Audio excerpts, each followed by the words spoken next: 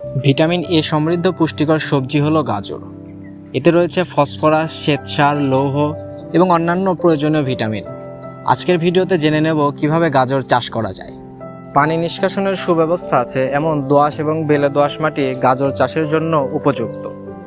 আশ্বিন থেকে কার্তিক অর্থাৎ mid September থেকে মিড নভেম্বর পর্যন্ত গাজর চাষের উপযুক্ত সময়। প্রতি শতক জমিতে 20 থেকে 25 গ্রাম বীজ প্রয়োজন হয়। গাজরের ভালো ফলন পাওয়ার জন্য জমি প্রস্তুত করা অত্যন্ত জরুরি। জমি চাষ দিয়ে প্রথমেই আমাদেরকে ঝুরঝুরে করে রাখতে হবে এবং তারপরে 40 কেজি গোবর, 300 গ্রাম টিএসপি, 300 গ্রাম এমওপি, 300 গ্রাম ইউরিয়া এবং জিপসাম 300 গ্রাম দিয়ে সুন্দর করে 3 থেকে 4 দিনের জন্য জমি ফেলে রাখতে হবে। বীজ বপনের 21 দিন এবং 42 দিন পরে 100 গ্রাম করে এমওপি এবং ইউরিয়া সার দিয়ে দিতে হবে।